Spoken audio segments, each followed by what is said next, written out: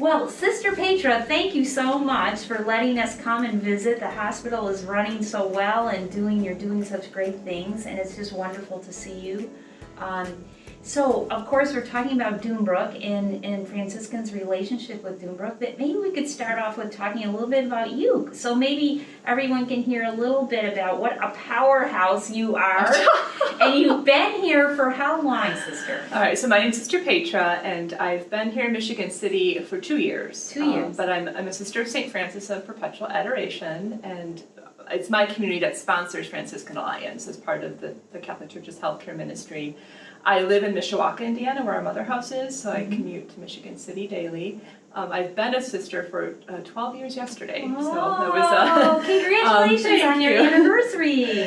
So yes, I've been with the sisters for 12 years, but I've been mission to healthcare for 9 of those 12, and the last 2 years here in Michigan City, which has really been a blessing. I mean, I've loved every hospital I've worked in, but there's something special about Michigan City, both the hospital and the community. There's all of our hospitals live our mission beautifully, but Michigan City, there's just this beautiful family feel, and there's something special here.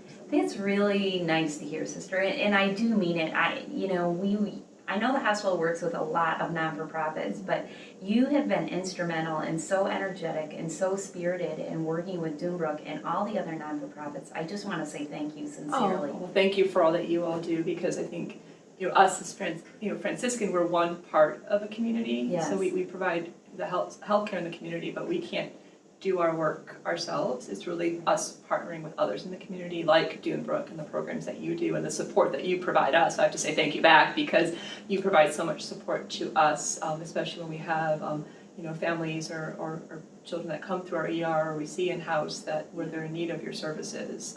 It really is such a gift to be able to have Doombrook as a resource. Well, thank you. And I would think a lot of our listeners would want to hear how well the hospital is doing and all that they're doing given the pandemic and COVID. Can you talk to us a little bit about that? Sure. So first of all, I have to say I'm so proud of our team here. I mean, they've really, from the beginning, especially in the early days in March and April when things really started to really get going in LaPorte County, our team did just such a beautiful job. I mean, their mission spirit. There's a lot of anxiety just in general about COVID in the community, and as well as just among everyone. But the way they handle that, and just still, every day, showing up, living out the mission, providing that loving, compassionate care in a time where families who came in were stressed. We had visitor limitations, so the staff really had to minister even more profoundly to patients, beyond just the medical care, but also being that support and that communication link to the families as well.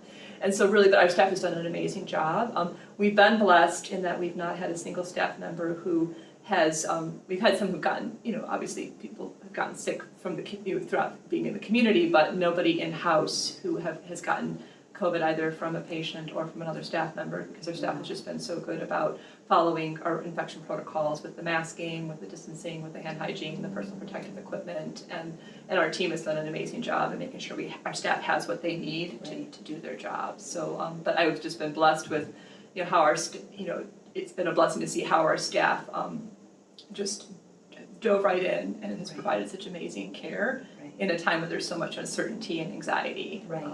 And even, I don't know if you've noticed when you drive down 94, you'll see in the windows, you'll see these murals of hearts where one says love, one says faith, one says ICU, and the staff took that upon themselves to put these messages of encouragement out to the highway, by cutting out these hearts and laminating all of them and putting those in the windows. And another unit, the staff cut out hearts and put notes of encouragement hung on every patient door. So just to see that, the ways that they found to show that, our Franciscan value of that compassionate care and that respect for all of our patients, in their own way of living on that mission.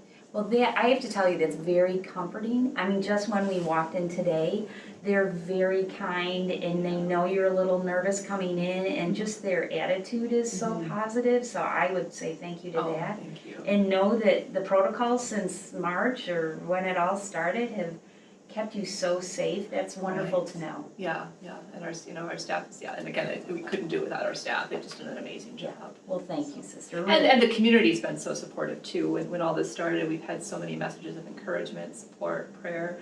We've had people donate food. We've had people donate. We've had funds donated to help provide equipment to our staff. We had over 10,000 handmade masks donated that we've used, we've sterilized and then given out to either staff or to patients who didn't have a mask to be able to wear. And so just the outpouring of support from the community has also been beautiful, and our staff has appreciated that because they realize that that the community is grateful for the work they're doing on the front lines, and that's, I think we just say thank you to the community, because that support, I think, provides the energy and helps keep our staff going. Right.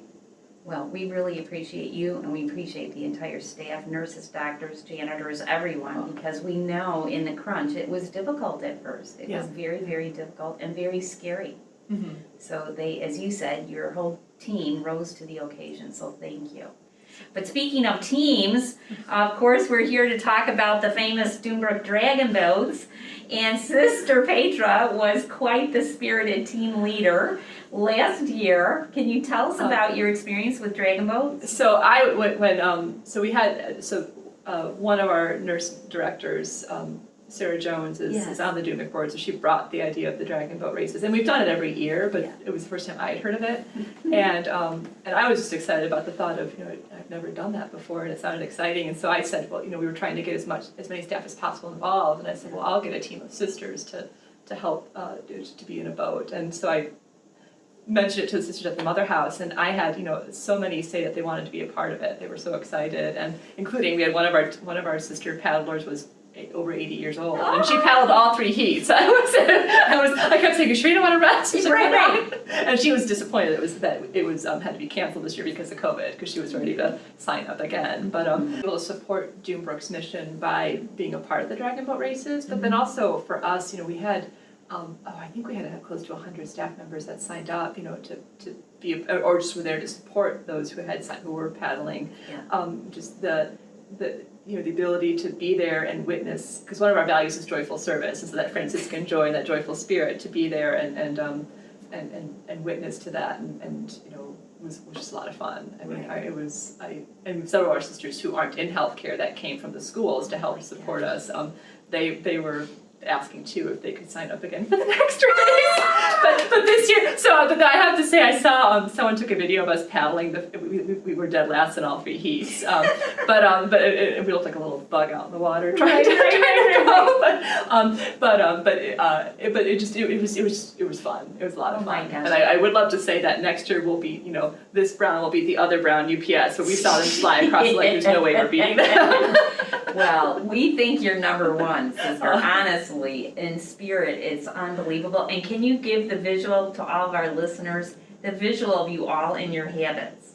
Yeah, so we're all, because we as sisters, we always wear our habits, even when we're, playing basketball, volleyball, and we're paddling a dragon boat. So we were, all in our habits with our life jackets, and out there paddling. Right. And it was. But how symbolic, sister, that was of your, sincerely, all of your team and the spirit they have. Not only physically were you doing something healthy, but emotionally and spiritually, to be giving back to the community. And that was, I have to say, that was so symbolic, not only to all of us there, but everyone watching. So thank you. Oh, thank you. That's, for us, it's, part of our, I think, for any sister that's missioned either in healthcare or in our schools, it's our witness to the love of Christ, and to that's our main job. Because the work we do, people who are not sisters can do as well, but we bring that witness of our mission and our ministry, and so that's the important part. So, but yeah, we had a blast. And it was funny because I think one of our there was somebody from one of the boats, we had 3 boats paddling, that said, they were too tired, they didn't think they could do a second or third race, and one of our nurses, who was the team captain, said, I've got an 8-year-old nun out there paddling all 3. You can get out there and paddle another race. If we can do it, you can do it. But it was a lot of fun. And the whole day was just it was very much a family affair, which was a lot of fun to see too. Everyone seemed to be having fun. Yeah. And the camaraderie, would you say, sister, amongst your participants and your team, the camaraderie during and after? During and after, yeah, in between, because we had, people brought food and snacks, and, and just a lot of, the our staff came, they brought their families with, and it was such a beautiful day. The weather was amazing that last year. But just, it was almost like a family picnic. It was so much fun. Right, because I think we have about 800 to 1,000 total on Stone Lake in LaPorte. So next year it is on September 11th. Oh my goodness. We can't forget that date. So September 11th, 2021. Okay. So we will wish you well in your team or teams. And we're just, sister, you're such a dear. Thank you for your spirit and all that you do, most importantly at Franciscan, but for our community and also for Dunebrook. Thank you, but like I said, we're partners with the community, and so it's such a beautiful community, and I've loved every minute that I've been here and to be a part of. There's a lot of amazing work that happens, both the work that Dunebrook does and others in the community, and it's really beautiful to be a part of that. And for us, with Franciscan, the desire to be even more in the community, because we realize that healthcare is not just within the four walls of the hospital. Healthcare it's the health of the community, and so how do we be partners in that to address the overall health, but also to address some of the disparities in healthcare in the community, and what's our role in being able to bring those resources to the community. Great. Well, we appreciate you, Sister Petra, thank you. And we appreciate Franciscan not only for everything in the hospital, but how supportive they are of Dunebrook and all the other non-for-profits in the area. So thank you so much. Thank you. Do you have anything else you might want to mention to the community about anything with the hospital?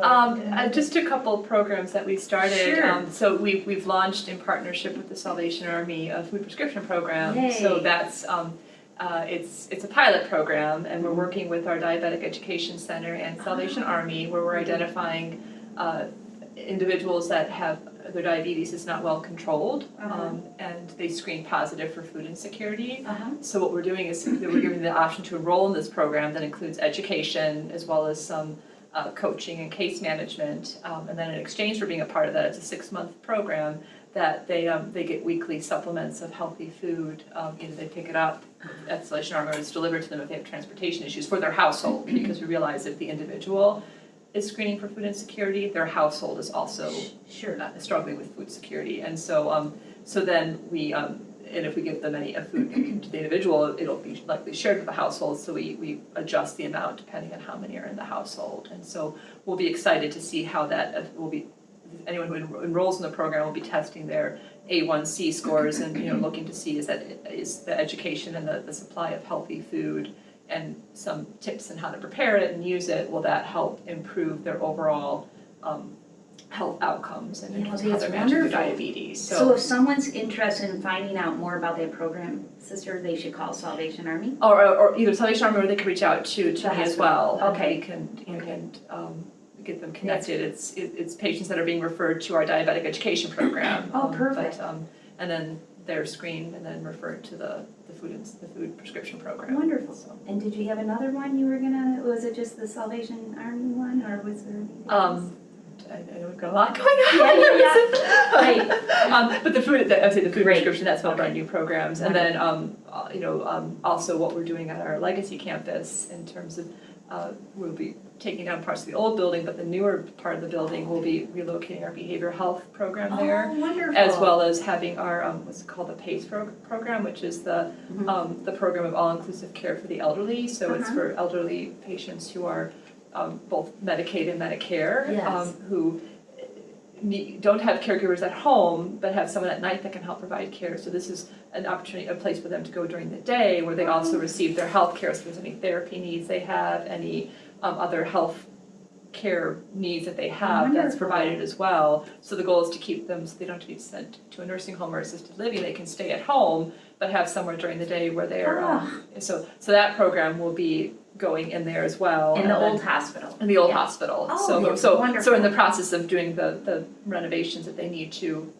prepare for that program, as well as for the moving our behavioral health unit there, and then we're looking at other partners for other space in the hospital. Sister, that's wonderful. What a need in our community. Yeah, that's wonderful. Well, thank you again, sister. What a delight. Thank you for your time today. Thank you. And we'll wish you all the best on next year, September 11, 2021. We'll be there. All We'll right. be there, and my goal is to have, we were just shy a full boat of sisters, so my goal is this year to have a full boat because we told ourselves that if we had been all sisters, we would have won, but I don't think that was the case. The we tried karma. telling ourselves Right. that. Yeah. All right. Well, thank you, sister, very much.